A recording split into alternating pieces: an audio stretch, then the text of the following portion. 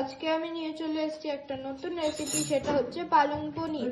পালং পনিরের জন্য লাগবে পালং শাক কুচি করা আর একটা টমেটো। সেই টমেটোটাকে ছুরি দিয়ে চিড়ে নেব। পরিমাণ মতো পনির চৌকো ভাবে কেটে নেবেন।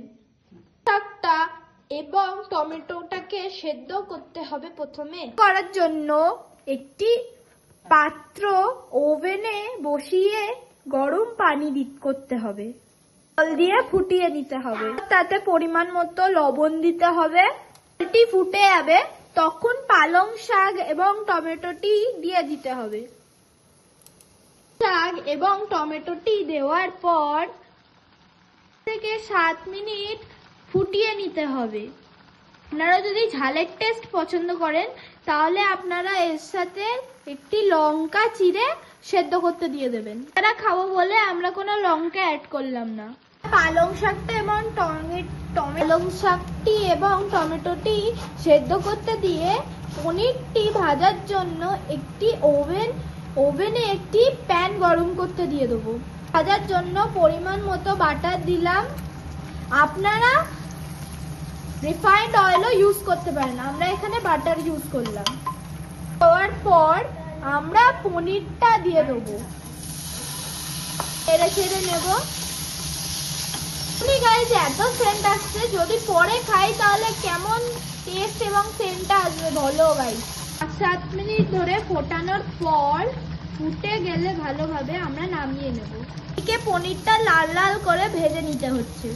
একটি করে পিঠ উল্টাতে থাকবেন যাতে চারদিকটা লাল লাল ভাব আসে।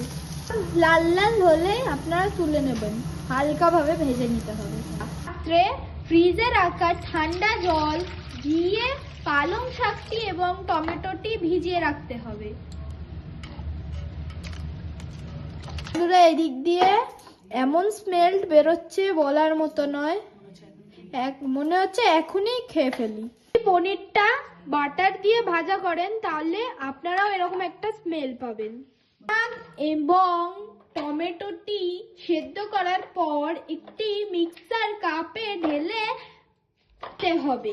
দিয়ে পালং শাক এবং টমেটোটি ভালোভাবে মিক্স করে নিয়েছি। যেন এরকমই আসে, যেন পুরো এরকমই আসে। প্যানটিতে আমরা পনির বাটার দিয়ে ভেজেছিলাম, সেই প্যানটিতে পরিমাণ মতো রিফাইন্ড অয়েল দিয়ে শাক এবং টমেটো দিয়ে যে পেস্টটা ছিল সেই পেস্টটা জিরে দিয়ে ফোড়ন দেওয়ার জন্য।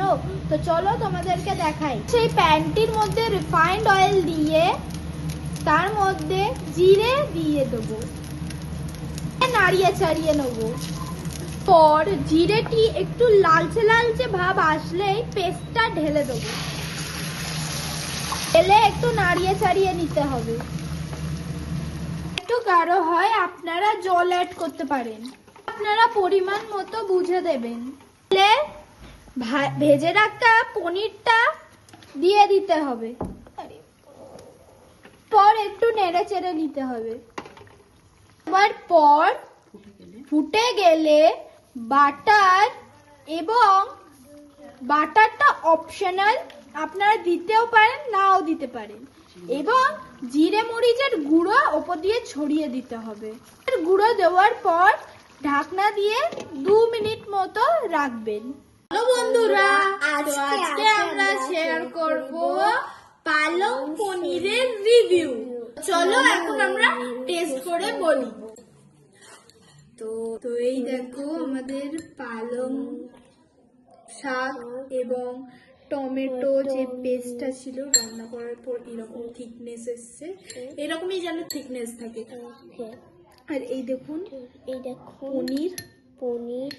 পনিরটা অনেকটাই ভালো হয়েছে। আর চামচ দিয়ে বা চপস্টিক দিয়ে তুলুন একই আসবে, মানে পনিরের গায়ে পালংয়ের পেস্টটা লেগে থাকে। আপনি চপস্টিক দিয়ে তুলুন বা চামচ দিয়ে একই ওই পনিরের কাটা চামচ গায়ে খেতে পারে। হ্যাঁ, তারপরে একটু এরকম করে নেবেন, তারপরে খাবেন। হ্যাঁ, খেয়ে দেখাই। কাটতে পারছি। তুলতে ভালো লাগে।